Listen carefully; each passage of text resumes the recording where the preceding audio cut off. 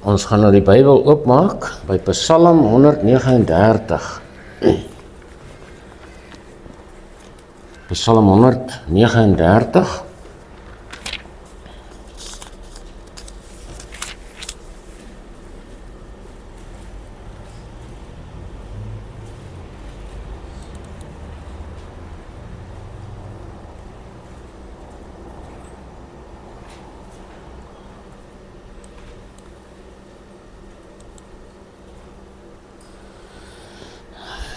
Wat 'n wonderlike stukkie woord is hierdie. Dis een van die mees treffende gedeeltes in die hele Bybel wat die mens betref in ons verhouding met God. Kom ons lees dit dan, kyk ons wat sê hy vir ons. Vers 1: Here, U deurgrond en ken my. U ken my sit en my opstaan. U verstaan van ver my gedagte. U deurvors my gaan en my lê. En U is met al my weë goed bekend, want daar is nog geen woord op my tong nie, of U, Here, U ken dit geheel en al. U sluit my in van agter en van voor, en U lê U hand op my. Om dit te begryp is te wonderbaar vir my, te hoog.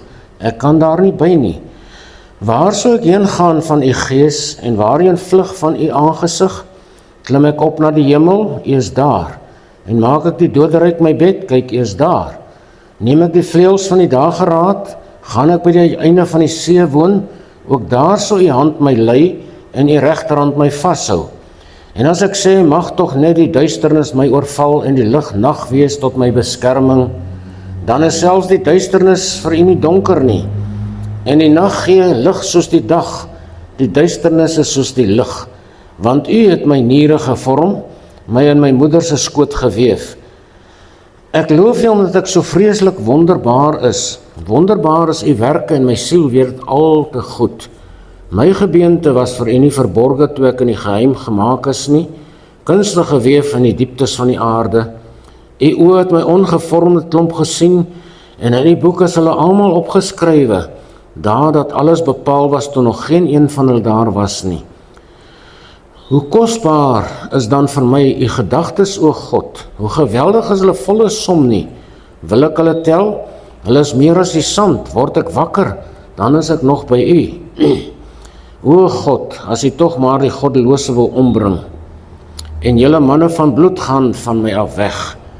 Hulle wat arglistig teen U spreek, U naam uitelik verhef, U teestanders. Here, so ek die nie haat wat vir U haat, en afskei hê van die wat teen U opstaan nie. Ek haat hulle met 'n volkome haat, vyande is hulle vir my. Deurgrond my, o God, en ken my hart, toets my en ken my gedagtes, en kyk of daar by my weg is van smart, en lei my op die ewige weg. Nou ja, die onderwerp vanmôre is die, soos jy daar op die bord seker kan sien, God se skietlood. Nou, dis 'n baie praktiese boodskap vanmôre, maar ek glo dit moet uitgaan na buite toe ook. Ons in hierdie gebouetjie het dalk nie soveel hiervan nodig as wat die mense daar buite dit het vanmôre nie, maar elkeen van ons het nodig wat die Here deur sy woord vir ons wil sê. So, kom ons kyk na wat sê God vir ons van sy skietlood. Die jong mense sal seker nie weet wat dit is nie, maar ons sal daarby kom. God meet mense se mure. God sien, elkeen van ons is besig om te bou aan ons eie lewenshuis. En ons is besig om mure te bou, verhoudingsmure hoofsaaklik. So dan meet God ons mure met 'n skietlood. Amos 7 vers 7 sê, dit het hy my laat sien, kyk, die Here het op 'n loodregte muur gestaan, en daar was 'n skietlood in sy hand. Toe sê die Here vir my, wat sien jy, Amos? En ek het geantwoord, 'n skietlood. Daarop sê die Here, kyk, ek gaan 'n skietlood aanlê in die midde van my volk. 'n Skietlood is amper so 'n waterpas in ons moderne taal. Hy meet die reguit gebouwde mure, en as daar 'n krom muur is, dan wyk hy af. dan wys hy die muur se helling wat hy krom is of skeef lê. So dis maar wat 'n skietloot basies is. Maar God meet ons mure en God gaan Israel se mure meet met 'n skietloot. Hy sê hy staan op 'n loodregte muur en hy laat hy ding sak langs die mure van sy volk. En so doen hy met ons ook. Langs die mure van ons lewe laat sak hy 'n skietloot en hy meet dit en dan kom die Heilige Gees en dan kom die woord van God en praat met ons en sê hier moet jy 'n wysiging maak, hierdie muur is skeef. Daardie muur gaan omval. Maak hom reg voordat hy omval. So die skietloot meet of mure regop of skeef gebou is.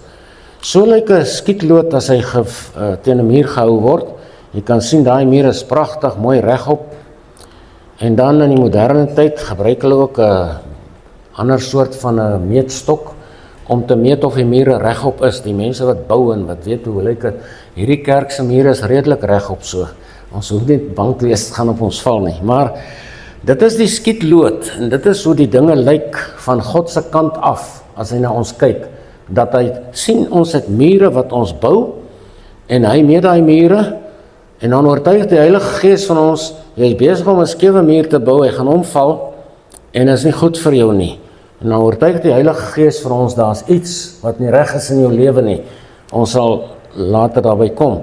Miskien sal ek nog 'n boodskap of 2 hier oor moet preek. Maar die vraag is, hoe lyk jou mure? Hoe lyk hulle vanmôre? En dit moet ons nou kyk, hoe meet God ons mure?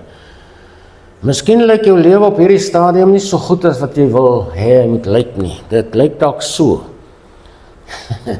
Hierdie mannetjie het 'n fiets gekry, maar kyk na sy wiel. Sal hy ooit iewers kom met daardie fiets? Nee, hy sit vas waar hy is. Die skietloot lees sy muur, sy lewensmuur en sê jy sit vas. Daar's iets nie reg in jou lewe nie. Jou lewe is dalk nie soos wat hy moet wees nie. Dalk lyk jou lewe op hierdie môre so. Iemand wat lewendig dood is. Die Bybel praat van so 'n gemeente, Sardes gemeente. Jy het die naam dat jy leef, maar jy is dood. En so is daar baie mense wat van God se kant af so lyk soos hierdie ou.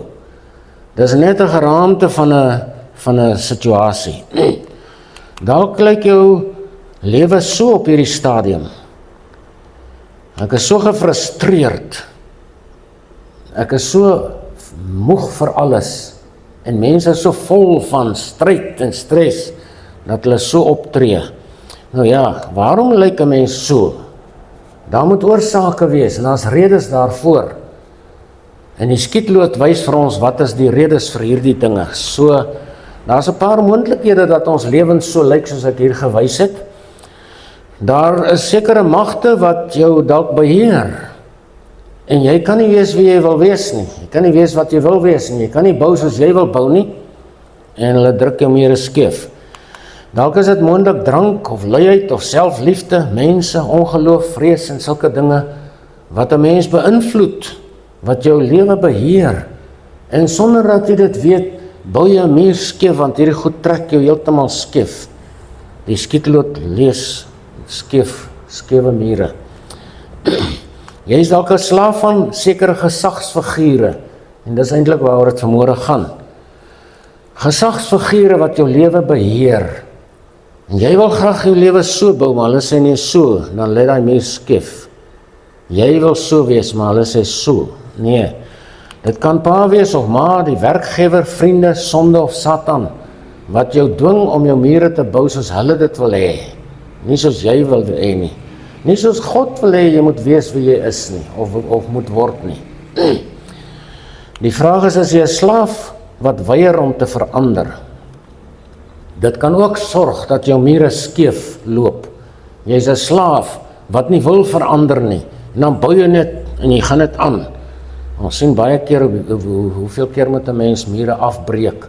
En Johan het al vir my vertel. Hulle bou 'n muur en skielik dan moet hy hom afbreek en oorbou en hy moet die koste betaal. So gaan dit in die lewe. Is jy 'n slaaf wat weier om te verander? Die WTV-faktor, weiering tot verandering. Dis een van die grootste probleme in die mensdom en in die kerk, is dat mense weier om te verander, terwyl God sê jy moet verander. Jy kan nie wel tevrede wees met jouself nie. Dit is oor onkunde, gemaksig, luiheid en swakheid, dat mense weier om te verander. En dan vra ons die vraag, is jou verhoudings beskadig deur jouself, deur onkunde, deur onverskilligheid, iemand anders, deur dranglus, net soos wel is, omstandighede, en ek sê ek is altyd reg in alles. Ek is altyd reg. So dan is jy besig om skewe mure te bou. Hulle gaan almal so lê en hulle gaan almal so lê. En as God die skietloot insit, die skietloot in God se tyd is die Heilige Gees wat die woord van God langs jou mure hou. En vir jou sê, hier is 'n fout. Hierdie muur loop skeef, bou hom reg op, maak hom reg.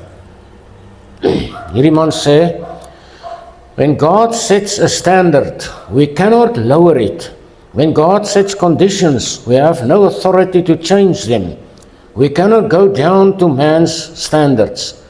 We have to stand where God sets us. So elkeen van ons is 'n individu wat deur God erken word as 'n unieke mens wat hy geskape het, en hy sê, jy moet vir jouself sorg. Moenie dat omstandighede of dinge of mense jou beïnvloed om 'n skewe lewe te leef nie. So die skietloot. Dis tyd dat ons dalk ook na ons verhoudingsmure kyk. En daar's baie mense daar buite wat dit nou gaan geniet om hierna te kyk, want hulle weet niks hiervan af nie. Ek het al voorheen 'n bietjie hier gepraat van dit. So laat ons dan van nader kyk hoe lyk verhoudingsmure werklik. Hoe lyk die mure van mense se verhoudings? Nou, soos ek sê, mense sal 3 of 4 boodskappe hieroor moet bring, want ons kyk na gesagsfigure wat jou lewe beïnvloed en allerhande magte, sodat jou mure skeef loop en dan tuimel jou ou huisie in mekaar. Dis soos 'n kaartehuisie wat mense bou. So, die skietloot meet die mure wat ons bou. En in alle mure wat ons bou is daar gesagsfigure wat bepaal hoe ons bouwerk gaan loop, wat ons beïnvloed. En baie mense dink hulle is reg. En baie mense dink, ek het 'n wonderlike kaja wat ek bou. Gaan een van die dae lekker bly daar binne. Maar is nie waar nie. Gesagsfigure beïnvloed mense hoe hulle mure bou. So, dit beroof ons van inisiatief om dan self te bou. Ek is nie toegelaat om my eie huis te bou nie. Daar's altyd iemand wat druk teen hierdie muur. Altyd iemand wat hom skeef druk. Soos ek hom wil hê en soos God dit wil hê, nee. En hierdie dinge verwar ons. Dit frustreer ons soos daai ander wat sê kop so kap. Dan ontstaan daar probleme in ons persoonlike lewe soos skewe mure. Ek voel verwerp omdat ek nie mag wees wie ek wil wees en wie God wil hê ek moet wees nie. En dan as ons verwerp voel, dan sit God die skietloot aan en hy sê kyk 'n bietjie na jou muur. Wat mense dan doen as hulle verwerp word, en 'n mens beleef nie altyd verwerping deur wat iemand sê of aan jou doen nie. Dis baie keer onbewustelik dat mense jou verwerp deur te sê jy moet wees soos ek wil hê jy moet wees. Veral in die berading kry ons dit baie. Wat doen so 'n persoon? Hy of sy vlug weg. Vlug weg van hierdie moeilikheid wat my so seer maak. Hulle voel verwerp en dan vlug hulle. En as hulle klaar gevlug het, dan vlug hulle na 'n area waar rebellie in hulle harte begin ontstaan. En as daar rebellie is, dan bou hulle ander manier skeef. En dan veg mense. Dan begin hulle beklei. Jy vlug of jy veg. Die Engels sê fight or flight. Ons is baie bekend daarmee, né? Maar dit is wat gebeur. En hier binne in daai persoons gemoed ontstaan ontsettende verwarring. Wie is ek? Kan ek ooit werklik my identiteit leef soos God wil ek moet dit leef? Is ek werklik geskik vir die lewe en vir die mense wat om my is, wat my mure so en so heen druk? So dit is die skietloot van die mure. En so 'n persoon wat in verwarring lewe, kruip maar altyd. Ek sal altyd sê ja. En as daar aanslag kom, ek is sleg, ek wil nie lewe nie, want ek is altyd die verkeerde. Sê maar nog, ek is maar altyd verkeerd, so gaan aan. So dis die dinge waarmee ons te doen het, dinge waarmee ons môre te doen gaan kry. Daar is die mure, die een gaan soontoe na verwerping toe, die ander een gaan rebellie toe. Die verwerpingsmuur word skeef gebou, die muur van rebellie word skeef gebou, een of ander tyd tuimel hulle in. En ja, as ons kyk na die gesagsfigure in ons lewens, ons gaan nou môre net een hanteer, nou is te veel. Die eerste gesagsfiguur is sonde. As sonde jou beheer, kan jy nie 'n regop muur bou nie. As daar sonde in jou lewe is, dan trek hy jou mure oor om in te val, want Satan wil graag hê jy met mekaar stort. So wat doen sonde as gesagsfiguur vir ons? Dit is daar, ek wil net kyk of dit duidelik is, ja. So, sonde het die mag oor 'n mens om ongeloof in jou te werk. Sonde is die outeur van ongeloof. Die Bybel sê vir ons, alles wat nie in die geloof is 'n sonde.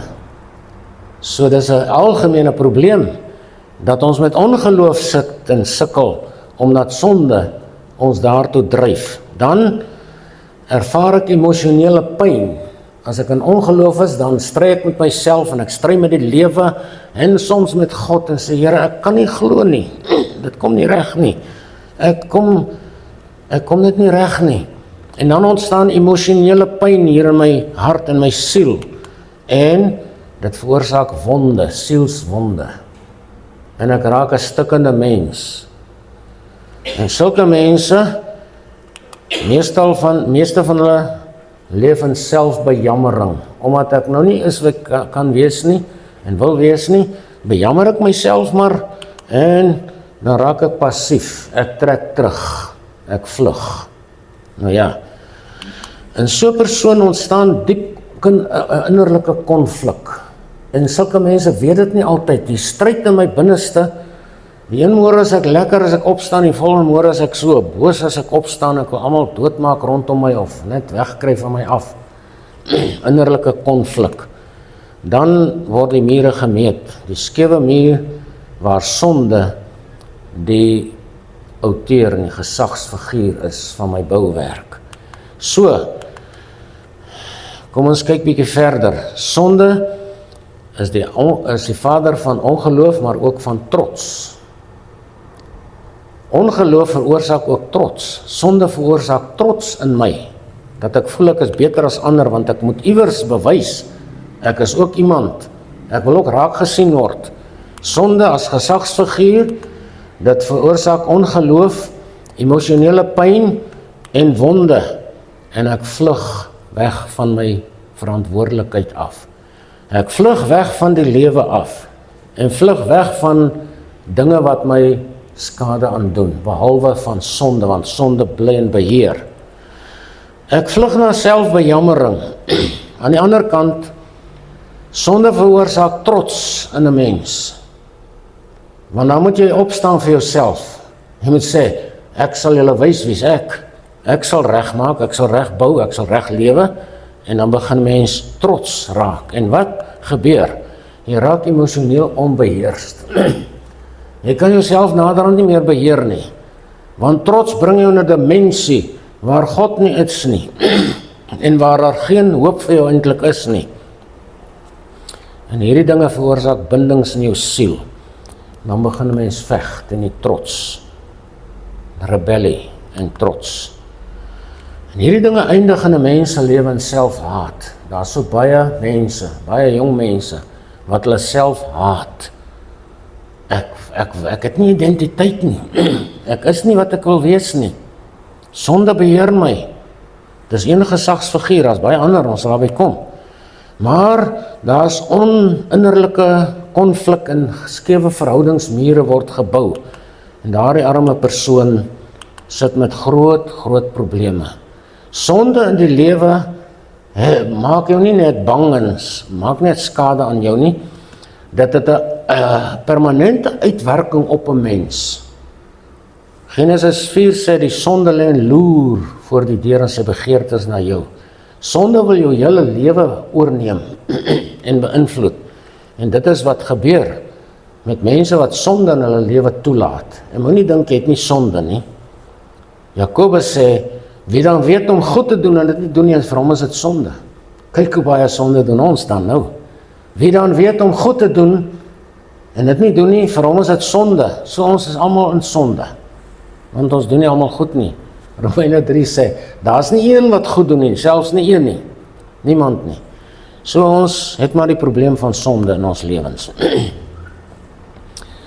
Ja, sonde is die oorsaak van 'n skewe verhoudingsmuur en dit lyk dan so. Sonde, ongeloof, emosionele pyn, wonde, ek vlug weg want ek kry seer. As ek naby daai een kom, kry ek seer. As die sonde na my toe kom, dan kry ek seer. Ek vlug weg. Waarheen vlug ek? Na selfbejammering. Ek raak al hoe meer geïsoleerd. Ek raak al hoe meer eensaam. En ek sit al hoe meer in top oor myself. En naderhand raak ek passief. Ek het nie meer krag om iets te doen nie. Want alles wat ek doen is verkeerd. En ek mag niks doen soos ek het wil doen nie. En dit werk na die element van waar ek kruip en sê, ok, ek is altyd verkeerd, so laat ek nou ook maar verkeerd, so ek aanvaar dit nou. Dit bring verwarring in 'n mens. En aan die kant van die trots, die muur van trots wat skeef gebou word, daar is ek emosioneel onbeheerst. Daar's bindings in my siel wat my vashou. Sonde bring bindings in 'n mens. Hy bind jou siel. Jy begin veg. Teen wie veg jy? Teen jouself. Meestal. Daar's min mense wat teen die sonde veg. Mense is tevrede met sonde. Mense is tevrede om verby dinge te kyk soos wat God sê, wat ek nou net genoem het, wie dan weet om goed te doen en vir hom en dit nie doen nie, vir hom is dit sonde. So dan wil ek nou nie meer verder luister nie. Dis te erg vir my. Ek bou my muur skeef. Dit eindig in selfhaat. Dat mense hulle self begin haat, want hulle kan nie regkom in die lewe nie. Maar hulle weier ook om uit hulle sonde uit te kom. Paulus sê in Hebreërs hoofstuk 12 vers 4, sy gemeente, julle het tot nog toe nie ten bloede toe weerstand gebied in julle stryd teen die sonde nie. As jy weet van sonde, veg daarteen. So kom ons probeer om almal te begin goed doen. Daar's baie goedjies wat oppervlakkig lyk, maar is sonde.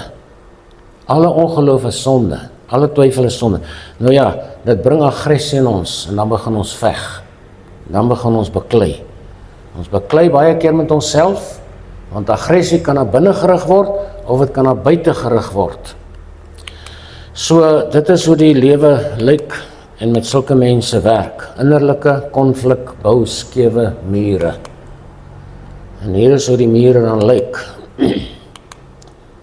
Skewe verhoudingsmure. Dit is ons elkeen se probleem. En almal van ons dink ons bou 'n wonderlike lewe. Ons bou 'n wonderlike huisie vir my. Maar so baie mense se huise tuimel in mekaar, omdat die mure skeef gebou is. So, ons moet eerstens kyk na sonde. Is goed, die muur wat gebou word, ons gaan net een hanteer vanmôre. Wat sonde veroorsaak, is die muur van verwerping. Die ander is die muur van rebellie, né? Die muur van verwerping lê skeef, omdat dit my skeef trek. Enige mens wat verwerp word, kan nie regop bou nie.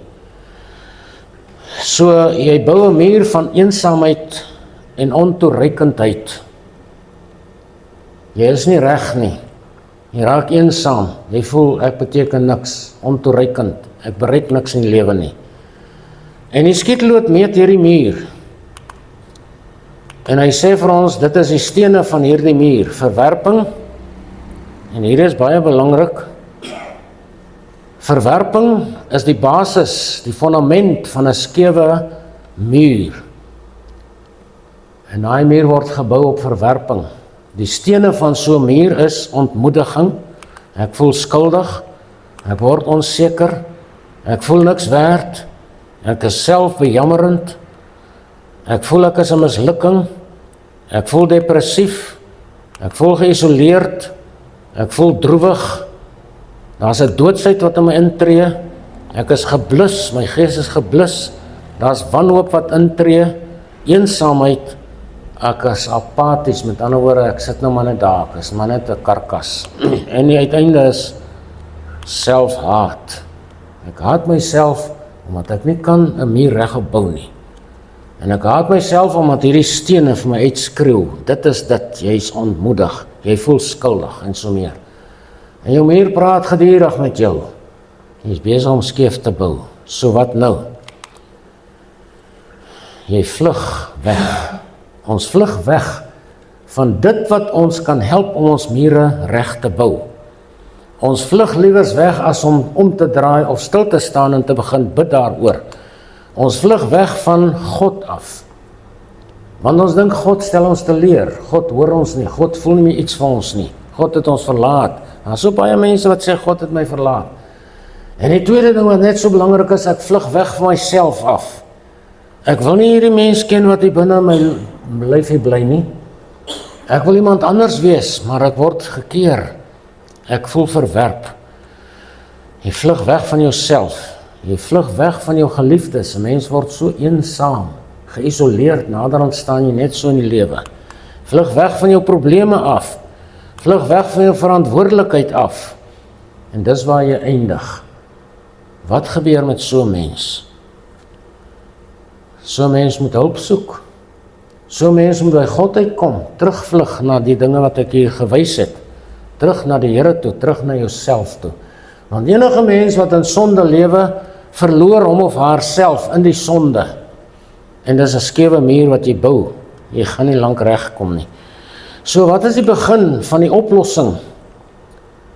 Ons het eerstens 'n gesagsstruktuur waarby ons moet inskakel, wat ek al baie vir u gewys het, waarby ons moet inskakel, sodat God weer tot sy reg kan kom in ons lewe, en die struktuur van die lewe wat ons huise reg op mure bepaal, reg kan geskied en verloop.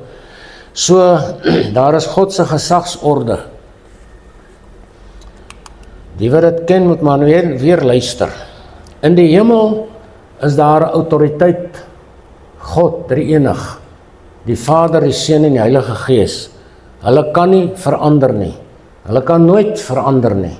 Hulle bly Vader, Seun, Heilige Gees.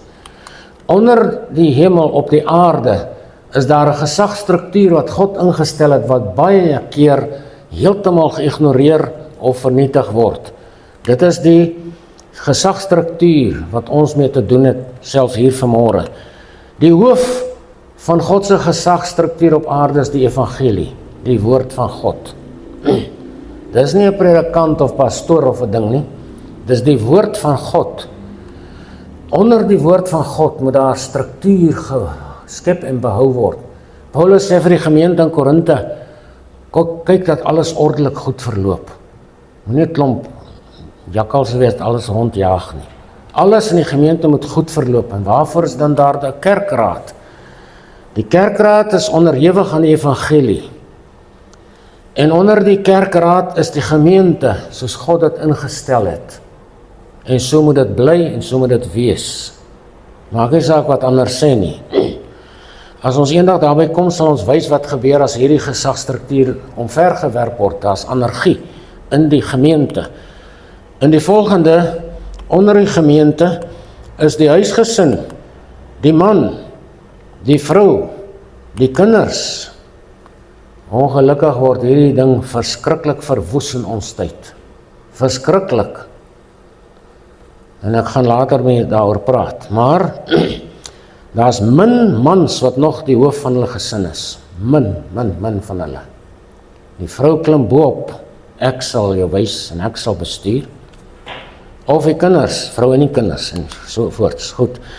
Onder dit is die laaste, maar dalk een van die mees belangrike gesagsordes van God in ons persoon, die Gees. Dit moet nommer 1 wees in my lewe, nie my liggaampie nie. Die Gees. Dan die siel, die werklike ek daar binne. En dan die liggaam. As hierdie dinge in plek is, gaan jou verhoudingsmure regop gebou word, want God gaan betrokke wees. Die struktuur van God gaan jou lei om te bou soos hy wil hê jy moet bou en ek moet bou. Goed, wat gebeur nou? Hier word iets geopen vir die kerk en vir die kind van God wat werklik omgee vir sy of haar werklike bestaan. Daar word iets geskep en aangebied deur God wat baie min mense in die lewe by uitkom. Baie min kom daarby uit. Dit is die struktuur van koning, priester en profeet. Daar's min kinders van God wat hierdie ampte beleef. Koning, priester en profeet. Openbaring 1 vers 5 sê Jesus, hy het ons konings en priesters vir sy God gemaak. So, ons moet daardie orde beleef, dan kan jy 'n koning word. Daar's baie mense wat sê, ek is 'n koning, ek is 'n koningin. Maar waar is jou kroon? Ek sien dit nie. Jy kan nie net sê, ek is 'n koning of priester van God, en jy weet nie wat jy praat nie. Daar is 'n baie diep saak. Koning, priester, profeet. Dit het God van sy kinders gemaak, wat onder God se struktuur lewe en werk en bestaan. Jy gaan nie as die buitekant uitwyk, daardie terrein betree nie. Jy gaan nie een van daai ampte kan ervaar nie. Nie een nie. Goed, hierdie struktuur veroorsaak ook dat die kinders van God wat daarin lewe en daardeur bou 'n groot invloed het, geweldige invloed. Gesag oor owerhede en magte. Baie kinders van God se gesag verdwyn wanneer die gesagstruktuur van God in hulle lewe nie perfek is nie. Hulle gesag verdwyn en dan is daar chaos. Daarom het so min kinders van God die wapenrusting aan, want hulle het nie autoriteit nie. So min kinders van God het die wapenrusting aan. Ek wil net vir julle lees wat sê Psalm 149 van hierdie gesagstruktuur.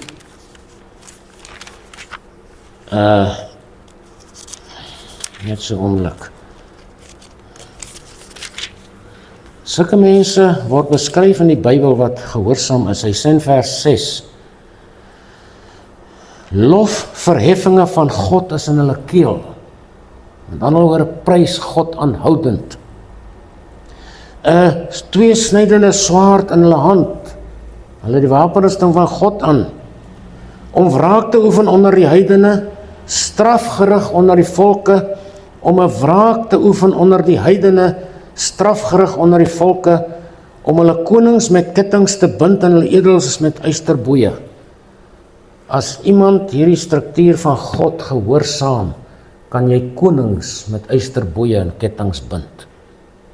Maar helaas, die kerk van Christus, veral in die weste, het maar baie sekulêr geword. Baie sekulêr. Daar is nie meer baie van God se dinge in die kerk oor nie. So Jesus as ons gesagsfiguur, net om te wys hoe bou mense meer regop, en daarmee gaan ek afsluit. As Jesus die gesagsfiguur in jou lewe is, en dan hoor, as die gesagsorde van God reg is en hy funksioneer in jou lewe, dan hou God die skietlood langs jou mure, en hy wys vir jou, as daar iets skeef. Maar as Jesus in beheer is, kan jy nie skeef bou nie. Kyk wat sê ons. Die basis van 'n verhouding met Jesus, die verhoudingsmure word reggebou deur my verhouding met Jesus. Mense wil hulle geestelike lewe bou op hersenskimme, klatergoud. Ek glo, ek dit, ek dat. Niks gaan kom by die verhouding met Jesus nie. Dit is die basis van 'n kind van God se oorwinningslewe, is jou verhouding met Jesus Christus. Hy is die Alfa en die Omega, nie die kerk of die geloof nie, hy. Die eerste steen wat ons lê op daardie fundament is 'n hartgrondige bekering. Die Bybel sê ons moet ons dag vir dag bekeer van gister se sondes en allerlei dinge. Jy moet in die môre kyk, is my lewe nog reg? Sê die Heilige Gees nie vir my, jy bring nou iets oor van gister af wat jou gaan affekteer vandag. Maak reg voordat jy opstaan nie. Baie keer praat God in jou bed met jou voor jy opstaan dat jy dalk daar moet regmaak en gister vergeet. Goed, die tweede steen is wedergeboorte. Baie mense dink wedergeboorte is 'n teorie of 'n resitasietjie wat ek opsê. 'n Dingetjie wat ek herhaal wat in die Bybel staan. Jy moet weergebore word. Wedergeboorte vind in jou gees plaas. En as daar nie 'n innerlike ingrype van God in jou gees is, as die ewige lewe nie in jou hart geplant word nie, is jy nie weergebore nie. Jy moet daarvan kan getuig. Die Bybel sê die gees getuig saam met ons gees, as ons kinders van God is. Nie ek wat ek glo nie, wat ek dink wat waar is nie. Die volgende steen wat God lê is die praktiese heiligmaking. Heiligmaking is 'n skaars artikel in die kerk van Christus, veral in die Weste. Mense wil maar net kerk toe gaan, maar net rituele deurloop en so aan. En as hulle in die kerk kom, wil hulle net geëntertain word. Meeste kerke gaan vandag daarop in. Ons moet die mense behou deur vir hulle programme aan te bied en allerlei dingetjies. Terwyl die kerk 'n plek moet wees waar as jy instap, moet jy begin ween. Moet jy begin stil word voor God. Moet jy begin bid as jy daar inkom. En as jy daar uitgaan, moet jy verder gaan bid, gaan huil oor jou sonde, of gaan huil oor die wonderlike God wat jou hier ontmoet het. Trane van blydskap vloei nie meer in die kerk nie. Trane van sondeoortuiging vloei nie meer in die kerk nie. Dis nie my skuld nie, dis jou skuld. Praktiese heiligmaking is 'n gebroke gees, 'n gebroke hart. En dit bring ons by gemoedsvernuwing. Die ding wat mense so weerstaan, ek wil nie verander nie. Ek kan nie verander nie, ek so gemaak en so gelaat staan. As jy nie wil verander nie, kan God vir jou niks doen nie. Hy kan nie. Want God werk deur vernuwing.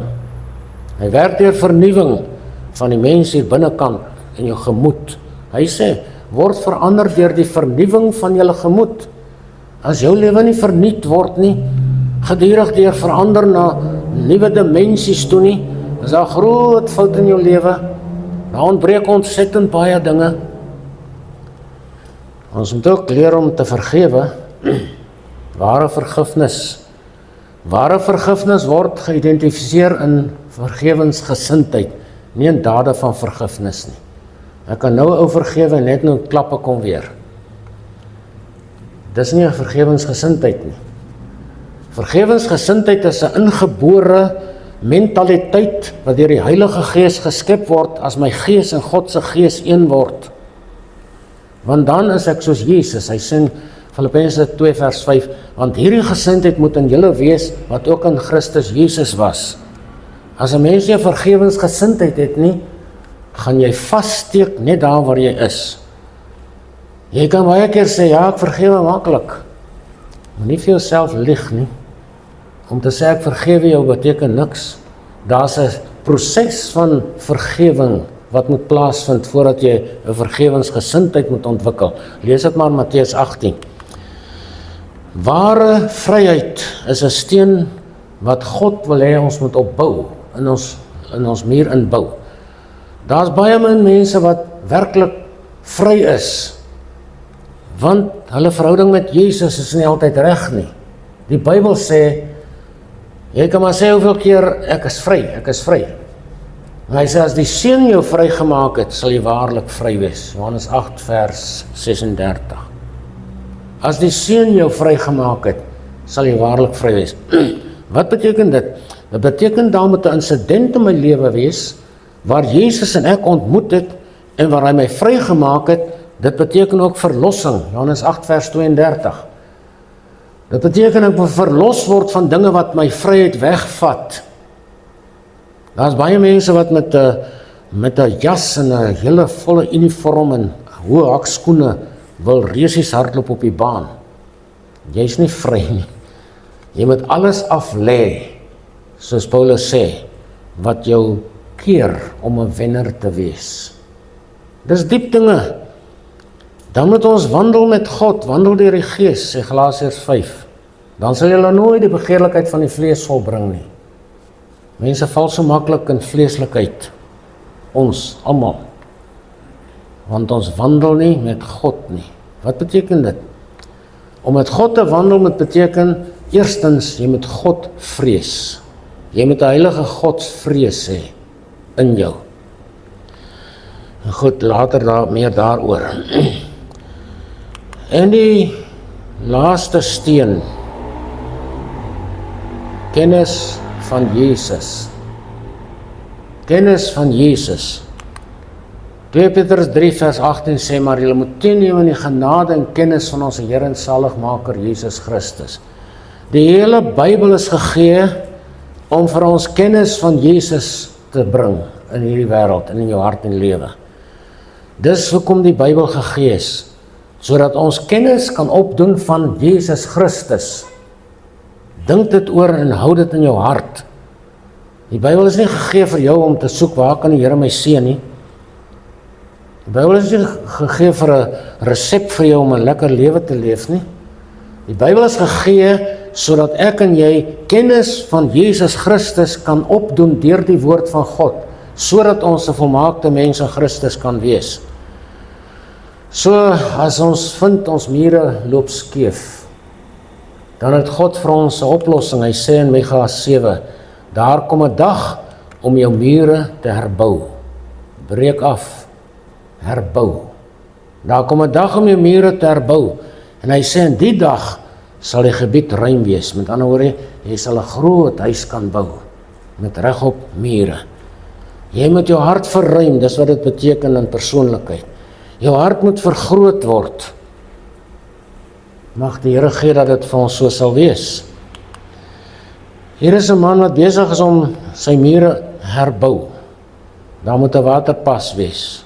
Daar moet 'n mens wees wat omgee vir wat hy besig is om te doen. Vir jouself, jou eie siel. So gesonde verhoudings vergroot jou hart en jou leefruimte drasties. En daarom kan jy soveel meer vir jouself en vir ander beteken. Mag die Here ons genade gee. Paulus sê, volgens die genade van God wat aan my gegee is, gemeente, het ek soos 'n bekwame boumeester die fundament gelê, en 'n ander bou daarop, maar elkeen moet oppas hoe hy daarop bou, sy ook. Elkeen moet oppas hoe hy bou op die fundament. Wat is die fundament? Jesus Christus. Daar is geen ander fundament vir ons geloof nie. Jesus Christus. Elkeen moet oppas hoe hy op hierdie fundament bou. Kom ons bring Jesus weer terug as die hooffokus, die eerste fokus van ons hele geestelike lewe, van ons verlede, ons hede en ons toekoms. Die Here is besig om ons mure te meet. Die skietlot lê reg. Gaan huis toe en gaan kyk. Waar is dinge wat ek moet regstel, volgens wat ons vanmôre gehoor het. Mag God ons help daartoe. Amen. Vader, ons sê net dankie vanmôre vir dit wat U vir ons beteken. Koning Jesus, U is die lewende woord van God. U het gekom om vir ons lewe te gee, om vir ons alles te gee, wat ons lei na 'n sinvolle aardse bestaan, en 'n hoopvolle hemelse bestaan. Help ons asseblief, as daar mure in my lewe is wat skeef trek, wys my asseblief, Here, dat ek kan afbreek en oorbou, want die woord sê, daar kom 'n dag om jou mure te herbou. Ons moet soms afbreek, en dan moet ons weer bou. Help ons daarmee asseblief. Ons sê dankie daarvoor. Amen.